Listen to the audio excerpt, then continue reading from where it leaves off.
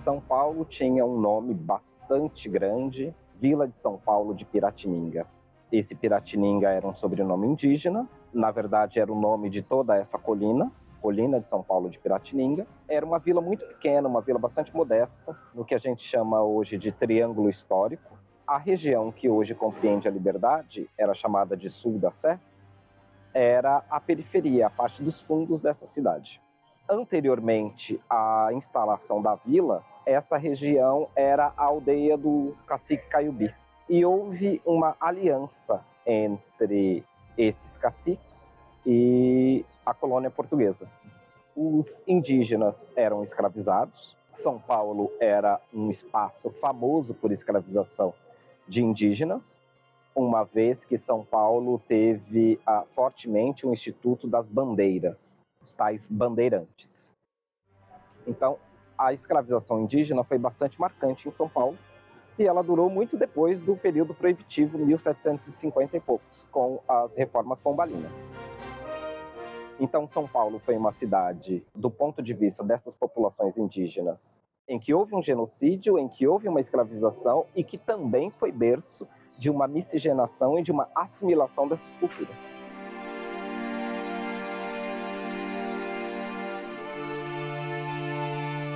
Então, mais um componente da população são os povos negros trazidos de África, que inicialmente em São Paulo eram poucos, porque um escravizado negro era bastante caro. Entretanto, com o desenvolvimento do açúcar, que também aconteceu em São Paulo, e que deu aporte financeiro para o café, São Paulo finalmente conseguiu ter bens e dinheiro para ter escravizados negros. E aí São Paulo traz muito escravizado.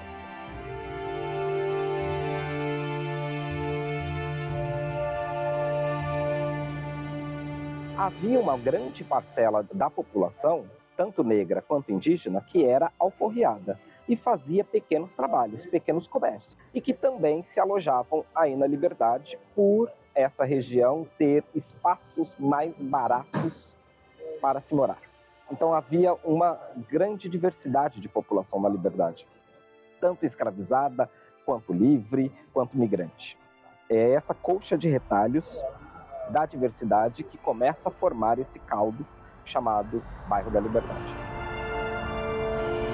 Ela se constitui ainda enquanto vila até o século XVII, comecinho do século XVIII. Ela vai ser uma cidade no século XIX e ela vai ganhar esse desenvolvimento astronômico no século XX.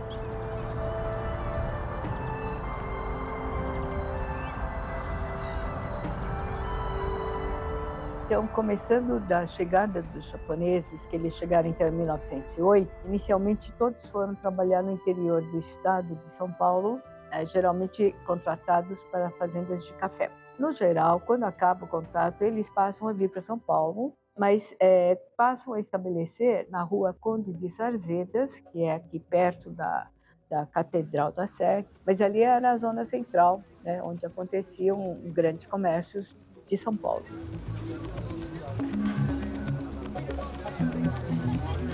A região da Praça da Liberdade ainda não era muito habitado, porque era uma região onde era temido, inclusive, né? As pessoas achavam, tinham comentário de que tinha assombração, coisas assim, né? Que era onde eram condenados, eram enforcados, né? Parece. Então, isso no século anterior. Então, essa região passa a ser mais habitado com comércio só depois da guerra, porque depois da guerra surge o cinema japonês na Rua Galvão Bueno. O Cine Niterói foi o primeiro cinema e, graças a esse cinema, encheu de gente, não só para assistir, mas para frequentar esse lugar que tinha restaurante. Começa a surgir, né, bares, restaurantes, doceiras, lojas de presentes, lojas de importados japoneses.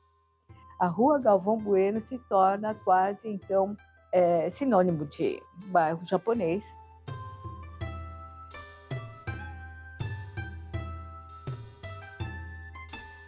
A Liberdade começava em 74, entre 74 e 75, a adquirir essas características de bairro japonês, né?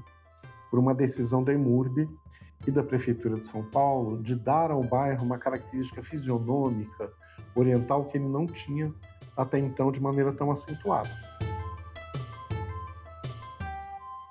Eu acho que essa caracterização que o poder público fez é uma iniciativa muito importante de você caracterizar um bairro como um ponto atrativo da cidade. Foi um golpe mercadológico, turístico-mercadológico. A ideia era a criação da Little Tóquio, Pequena Tóquio de São Paulo.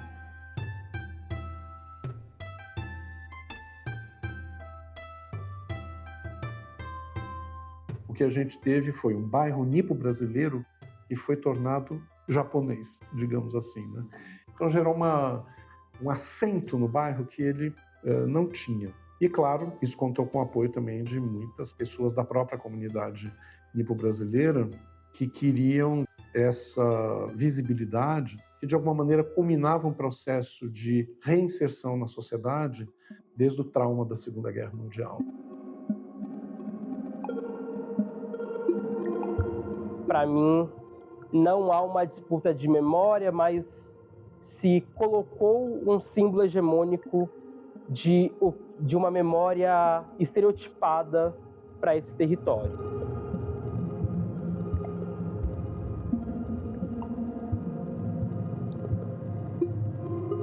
Essa região da Liberdade, ela tem alguns marcos materiais, físicos, e outros não materiais. E o que a gente também entende como subliminar dessa presença negra e indígena.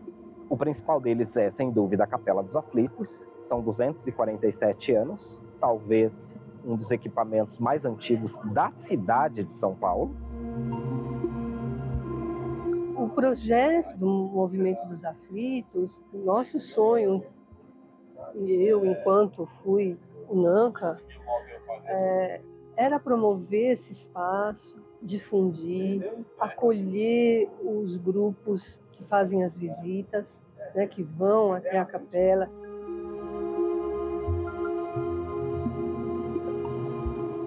A Capela dos Aflitos, que era destinada a esses povos desprestigiados, negros, indígenas, escravizados, os suplicados da Santa Casa de Misericórdia e os condenados à forca. Outra marca é a própria existência dessa forca, que conta a literatura, apesar de a forca não existir mais, o Pelourinho, a Casa de Câmara e Cadeia, o Largo da Pólvora. O matadouro da cidade era também nesse lugar. A Liberdade como presença dessas ancestralidades também é marcada pela Casa de Portugal, que fora no passado também sede da Frente Negra Brasileira.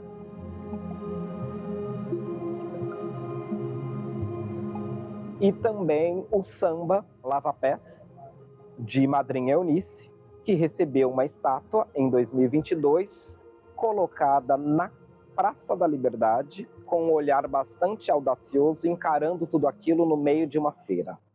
Essa é Madrinha Eunice. A 1 minuto ou 2 minutos do lugar onde ficava a forca foi instalado o Cemitério dos Aflitos. Tanto Pelourinho, quanto Forca, quanto o cemitério eram equipamentos destinados às camadas desprestigiadas da população. O cemitério vai durar aproximadamente mais de 40 anos, aí 80 anos, porque ele vai de 1775 até 1858, quando abre o primeiro cemitério público do município de São Paulo, que é o Cemitério da Consolação. E dentro desse processo se fala que Chaguinhas, o Francisco José das Chagas, é uma das pessoas que foram sepultadas no Cemitério dos Aflitos e por isso seu culto fica tão forte na Capela dos Aflitos. O que acontece é que no ano de 1821, faltando um ano para a independência do Brasil, acontece uma revolta que foi chamada como revolta nativista, por ser uma revolta da nação. Havia uma desigualdade entre os salários do batalhão dos mestiços com relação ao batalhão dos portugueses, que eram brancos. Por essa divergência, Chaguinhas, Cotindiba e outras pessoas, outros soldados, iniciam uma revolta. Essa revolta é abafada com muita violência, ocorrida em Santos. Chaguinhas e Cotindiba são levados à forca no dia 20 de setembro de 1821, Cotindiba primeiramente, e é executado, e na vez de Chaguinhas a corda se arrebenta por 3 vezes. As 2 vezes é a corda de linho que arrebenta, a terceira vez se faz uma corda de couro, e essa corda também arrebenta e ele cai no chão com vida as 3 vezes. Nas 2 primeiras vezes as pessoas clamam por liberdade, e aí de acordo com a narrativa oral, por isso que o nome do bairro se chama Bairro da Liberdade. Por ter sobrevivido às 3 tentativas de enforcamento, ele é considerado santo ali mesmo pela população, que passa a acender velas, fazer orações, fazer pedidos no que é chamado culto de Chaguinhas, culto a Chaguinhas. Dentro desse processo, o culto vai ficando forte, né, para alguns. O culto a Chaguinhas é um culto à ancestralidade, a ancestralidade desse homem, desse ancestral. Para outros vão ler ele como um santo popular, o Marte da independência, da liberdade.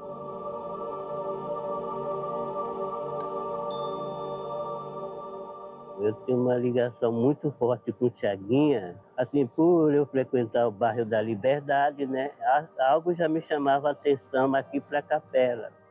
Sou um devoto dele de todas as segundas, estar aqui fazendo as minhas preces, minhas orações, não só pela capela e pela história dele, do Chaguinha, que foi um cabo que lutou por justiça, pela força que ele tem a garra, né? Eu faço parte da capela, faço parte lá da Igreja dos Enforcados. Começa o culto a ficar cada vez mais forte, cria-se uma igreja pequena, a Capela de Santa Cruz das Almas Enforcados. Essa igreja vai sofrer uma primeira modificação, uma segunda modificação e no final uma terceira modificação e se torna de capela para a Igreja da Santa Cruz dos Almas Enforcados, que a gente vê hoje em dia na Praça da Liberdade. No contato com a comunidade da Liberdade, algo aconteceu na segunda metade aí do século XX que tirou da Capela dos Enforcados um pouco desse protagonismo que foi restaurado pela Capela dos Aflitos a partir dos achados arqueológicos de 2018. Foram encontrados os 9 remanescentes humanos e com contas, com acessórios que indicam ser de matriz africana. E todo esse material está até hoje em estudos, só voltarão depois que o Memorial dos Aflitos for construído, né? Isso é uma conquista também que a UNANCA apoiou através do que se chama hoje de Movimento dos Aflitos, que reúne conseguimos reunir na época mais de 70 entidades, né? Esse movimento, então, é que lançou luz sobre esse passado e essas camadas encobertas das memórias antigas, que está reverberando até o momento. Agora nós estamos tendo o restauro da Capela dos Aflitos. O objetivo do restauro é garantir que ela tenha pelo menos mais de 250 anos pela frente. Então a gente identifica o que compromete a saúde e integridade, remove e dá compatibilidade para aquilo que foi removido. E, ao mesmo tempo, a gente mantém-se as marcas do tempo para que a gente não crie uma falsa narrativa daquilo que aconteceu na arquitetura.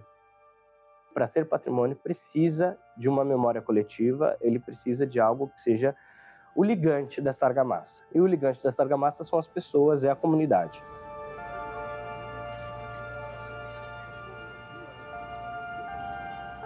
Voltar para esse lugar em 2021 me fez voltar para o meu principal acervo de memória, que é a minha avó. Então, para mim, resumir a liberdade dentro desse processo, que seria a liberdade, seria um espaço de ancestralidade. A Liberdade é um bairro misto. Os japoneses estão lá acentuadamente. Mas muitas outras comunidades estão lá, com maior presença demográfica ou menor, mas sobretudo com uma grande presença institucional no bairro. Não é? As diferenças sempre existem, nós somos diferentes, temos culturas diferentes, costumes diferentes, né?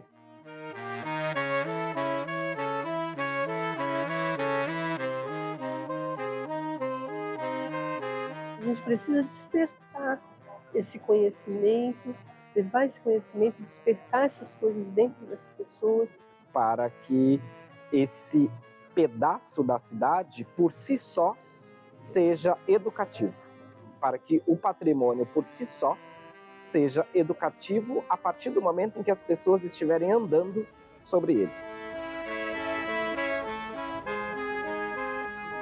Eu acho que cabe ainda uma grande discussão para a gente poder avançar em pontos delicados, sensíveis, mas importantes para pensar a reparação da escravidão no Brasil.